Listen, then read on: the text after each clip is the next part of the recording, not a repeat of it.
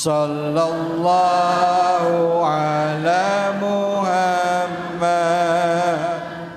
Sallallahu alaihi wasallam.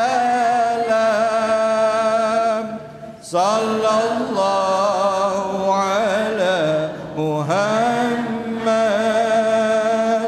Sallallahu alaihi wasallam. Sallu ala Nabi Muhammad. Alhamdulillahirabbil alamin. Tadi kita sudah melewati 2 bagian dan selamat yang mendapatkan hadiah. Tadi mana yang dapat hadiah orangnya? Waduh, jangan lupa bagi-bagi ya Pak ya. Baik, ibu-ibu, bapak-bapak, jamaah Cahaya Hati Indonesia dimanapun saja Anda berada. Kita memasuki segmen berikutnya, yaitu kita akan berikan kesempatan kepada bapak-bapak, ibu-ibu sekalian yang ada di sini khususnya untuk curhat dan memberikan pertanyaan kepada guru-guru kita.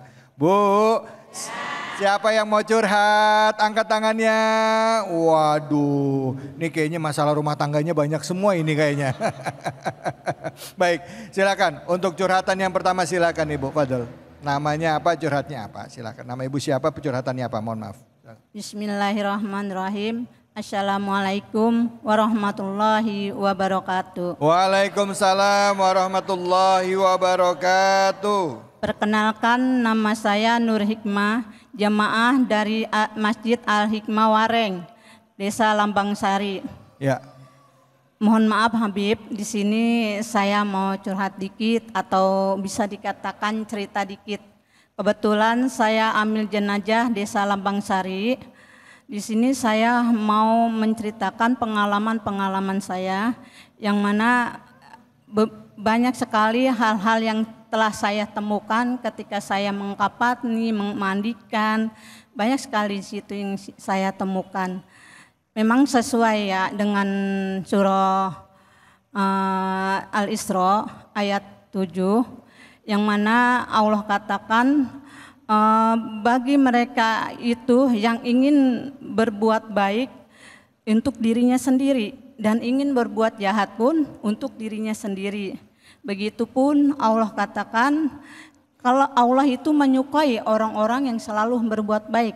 Nah, di sini saya menemukan suatu kisah seorang kembang desa. Dia itu ya yang namanya kembang desa jadi rebutan lah gitu. Suatu ketika dia memilih pria yang dia inginkan gitu. Akhirnya dengan kehidupannya Masya Allah yang luar biasa, sering saya melihat memandi air mata gitu. Tapi ketika dia meninggal, sampai ketika dia meninggal pun ketika saya mandiin, saya kapanin, air mata terus mengalir di matanya. Bahkan sampai dia dimakamkan itu masih keluarkan air mata gitu.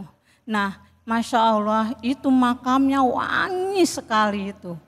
Mungkin dari dia menerima ikhlas dengan kehidupan rumah tangganya, baik itu dengan suaminya, dengan mertuanya, mungkin itu. Dan juga saya menemukan seorang kakek gitu, yang mana ya jaranglah dikatakan enggak sama sekali ke masjid gitu. Tapi insya Allah untuk sholat 5 waktunya insya Allah tidak tertinggal gitu ya. Nah, ketika ia meninggal pun itu saya merasakan wanginya. Bahkan sekitar situ, bahkan sekitar kita datang ke makamnya itu wangi harum. Nah, setelah kejadian ada 7 hari, tiba-tiba dari Banten ada yang datang mengatakan bahwa si kakek ini telah mewakafkan sawahnya sekitar 4 hektar untuk warga daerah situ. Masya Allah. Nah, di sini saya minta pencerahannya dari Habib. Mohon maaf hanya ini yang bisa saya ceritakan sedikit aja. Wabillahi taufiq wal hidayah. Assalamualaikum warahmatullahi wabarakatuh. Waalaikumsalam warahmatullahi wabarakatuh. Ibu namanya siapa tadi, Bu? Ibu Nur Hikmah. Ibu Nur Hikmah. Hikmah. Ibu Nur Hikmah ini nanya Beb tentang orang-orang yang pada saat sudah meninggal, mayatnya, ya jenazahnya, ada yang masih menangis, tapi harum. Ada juga kakek-kakek yang tadi ya, itu wangi terus ininya di sekitar rumahnya gitu ya. Bahkan di makamnya juga wangi gitu. Apakah semua yang dialami oleh jenazah itu adalah akibat dari amal solehnya? Artinya amal soleh seseorang itu bisa terlihat bahkan pada saat dia sudah menjadi jenazah pun bisa kita rasakan seperti kira-kira gitu ya Bu ya? Gitu ya Bu ya? Oke, silakan Habib Nabil, fadhol. Izin Habib Isa, para jamaah yang dimuliakan Allah, khusus ibu yang bertanya ya tadi. Jadi pertama memang jazakillah khair ibu tadi ya, kalau hal-hal yang buruk kita jangan diceritakan nama orangnya. Ya, satrul uyub ya, jenazah itu kalau misalnya udah meninggal, kalau dia punya keburukan, wah ibu anu begini-begini, jangan ya. Itu harus kita tutup aibnya. Tapi alhamdulillah tadi ibu menceritakan kebaikan. Jadi tadi ayat yang dibacain ahsantum li anfusikum wa in asatum falaha. Kalau orang itu berbuat baik, maka kebaikan itu adalah bagi dirinya sendiri, ya. Dan kalau orang berbuat jahat itu akan kembali sama dirinya sendiri. Dan yang namanya kebaikan kejahatan itu, Bapak Ibu sekalian, sebesar biji sawi pun itu nanti kita akan lihat. Faman ya'mal mithqala dzarratin khairan yarah wa man ya'mal mithqala dzarratin syarran yarah. Sebesar sawi pun bakal kita lihat nanti. Nah, maka oleh sebab itu marilah kita menjadi orang yang kalau di dunia itu betul-betul kita memperbanyak amal soleh. Dunia ini sementara, ya Bapak Ibu merasakan rasanya baru kemarin masih kecil, sekarang umur kita sudah seperti ini. Tak lagi kita dipanggil, kita ini cuma ngantri aja sebentar. Kalau kita lihat, wah tapi Bib ini rame. Ini saya berikan contoh, ini 100 tahun yang akan datang orang-orang yang ada di sini sebagian sudah nggak ada. Kemana? Ngantri di sana nanti, ya. Nah, jadi apa yang tadi Ibu berikan contoh, orang yang meninggal lalu kuburannya wangi. Ada lagi orang yang meninggal ketika diangkat ringan. Ada lagi orang meninggal kemudian terus ketika dikuburnya kelihatan mungkin bunga atau luas, ya. Gali kuburnya gampang. Itu contoh-contoh hal yang menunjukkan kebaikan orang itu, ya. Tapi bukan berarti kalau misalnya kita nggak melihat begitu terus kita bilang, oh ini orangnya jelek, berarti ya. Karena banyak orang yang memang sama Allah pun nggak ditunjukkan, gitu ya. Tapi yang penting adalah bagaimana kita ketika berbuat baik itu juga ikhlas karena Allah. Supaya apa? Nanti Allah bakal pelihara kebaikan itu. Saya berikan satu contoh, misalnya Habib Mundir. Beliau meninggal, sampai meninggal pun terus orang mendoakan, haul, ziarah ke kuburan. Kenapa? Ya karena baik gitu. Tapi kalau orang nggak baik, sebentar aja dilupakan, ya. Sampai dikatakan di dalam Quran, ya di surah Ad-Dukhan itu sampai langit pun nggak menangisi mereka. Ya kalau sudah meninggal hilang aja. Nah, mudah-mudahan kita menjadi orang yang baik yang tadi diberikan contoh ketika meninggalnya seperti itu. Amin ya Allah ya Rabbal alamin. Bu, yang penting berbuat baik. Kalau dapat tanda-tanda kebaikannya alhamdulillah. Tapi kalau ada orang yang jenazahnya nggak kelihatan ada tanda-tanda seperti nggak ada wangi, bukan berarti orang tersebut tidak melakukan amal soleh. Ya Bu ya. Yang nggak boleh apa Bu? Yang nggak boleh kita menilai orang lain karena belum tentu kita sebaik mereka. Betul apa betul? Betul. Nah, pertanyaan selanjutnya ada yang mau nanya, silakan. Nah ya Ibu, namanya siapa, pertanyaannya apa? Bismillahirrahmanirrahim. Assalamualaikum warahmatullahi wabarakatuh. Waalaikumsalam warahmatullahi wabarakatuh. Nama saya Ibu Aminah. Saya mau bertanya, Habib mohon izin. Adakah amalan yang menjamin masuk surga? Nah. Terima kasih. Wassalamualaikum warahmatullahi wabarakatuh. Waalaikumsalam warahmatullahi wabarakatuh. Bu, Ibu nanyanya mukanya serius banget ini. Grogi apa gimana ini? Silakan. Habib Isa, ada nggak amalan yang menjamin kita masuk surga? Silakan. Bismillah, subhanaka la ilma lana illa ma'allamtana innaka antal alimul hakim.